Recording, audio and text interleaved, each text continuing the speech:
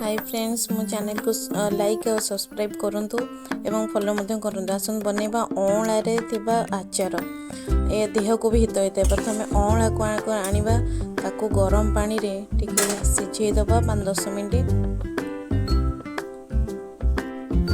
सिझी गला परे ताको गोटे जगह को छानी की काढ़ी दबा।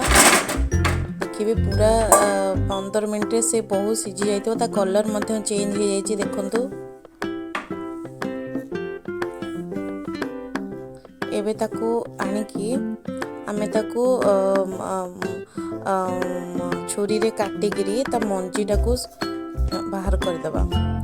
से तो बहुत सिझी जाइथिबो ना तो सांग सांग ताको चिपिकी ता मंजी भी बाहर करि परिबा। आमे छुरी रे मध्ये आमे ताको काटिकी देखंतु काटिकी ता मंजी को सब अलगा करि दबा।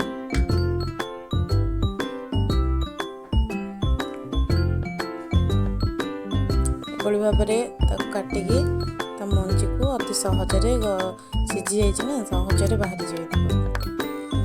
देखो केभली भाव मंजी बाहर एमती करिकी गोटे गोटे की आमे सबू एरू मंजी बाहर करिकी गोटे पात्र को थोई दबा।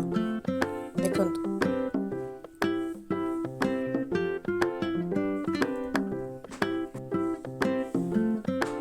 मंजी अलग हो गला आउ ताको छड़े के आमे थोई देले।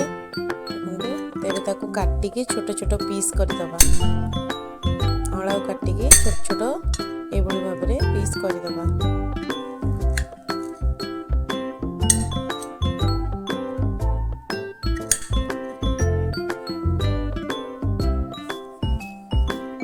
देखो आमर सब कटा है छोट छोट पीस हो एबे आमे ताको रांधिबा को नहीं जिबा।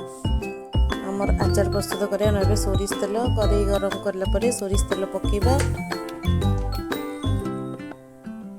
किछि फुटण एथिरे पकेबा। तेल ताती गला परे देन हेंगु अल्प किछि मात्रा रे पकेबा।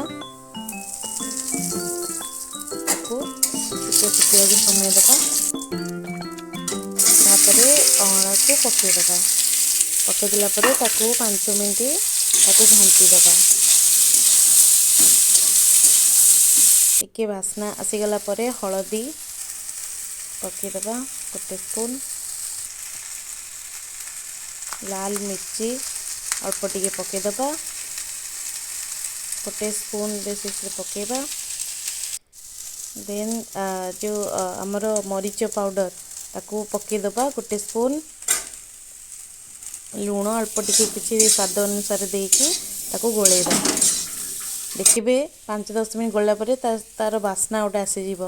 तापरे आमे गुड़ आड करि परिबा एवं चीनी मध्ये आड करि परिबा। आमे एठी गुड़ नैछे गुड़ रे आमे एटा को बनेबा।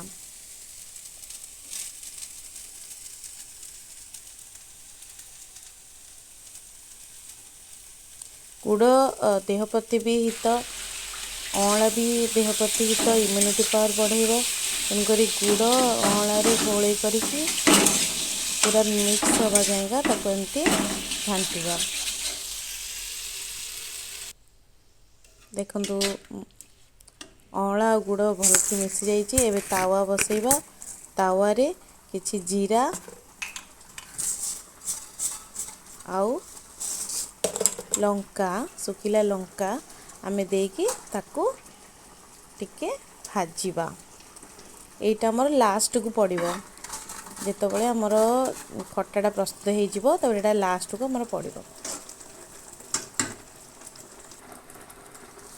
गुजराती गुंड टिके चेचिकी पके दबा बास्ना हबो सेति पई।